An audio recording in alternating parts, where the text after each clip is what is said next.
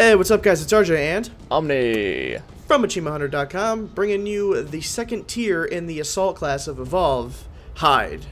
Oh yeah.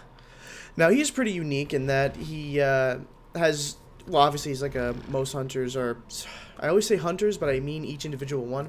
Right. Assault class where he has 2 damage-dealing weapons and 1 grenade per se. The one that breaks the mold from this is Parnell, where he has a buff rather than a grenade. That's pretty cool. Now, Hyde is actually very, very close range. Even though if you watch the tutorial, it says to use the minigun at short range, or at long range, sorry. It actually loses accuracy at long range to the point of where the trade-off isn't worth it. You're better to either throw a toxic grenade or just run up to him and use your flamethrower. So obviously that's his best dealing thing is his flamethrower glove. It burns the monster, it does damage over time. And it looks so cool. It does look really cool.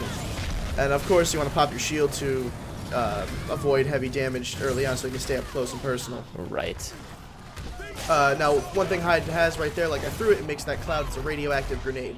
Okay.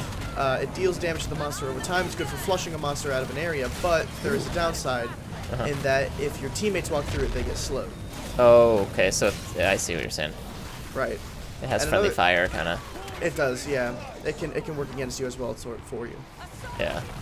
Now, one thing is that Hyde's flamethrower doesn't really hit. It hits weak points, but it doesn't stay on them, obviously, because, you know, you kind of move around. So if you really want to take advantage, say you're with Lazarus and he just lights them up with weak points, you want to use the minigun, because it can hit a bunch of different ones because it's shooting so many bullets in a short amount of time. Right.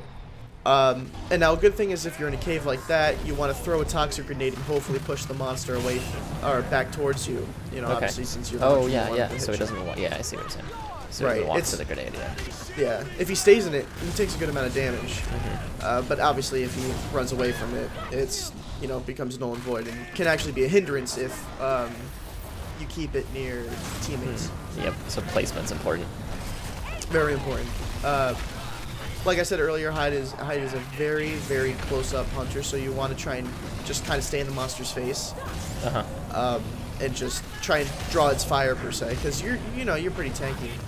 Right. Because one thing I like to do, anyways, is I feel that the best perk to use with any assault class besides Parnell is the damage reduction. You can reduce damage by a certain amount of time, so you can stay there in front of his face for longer. Yeah. Parnell, which I have a video for, you want to use health regeneration, but we'll get into that later.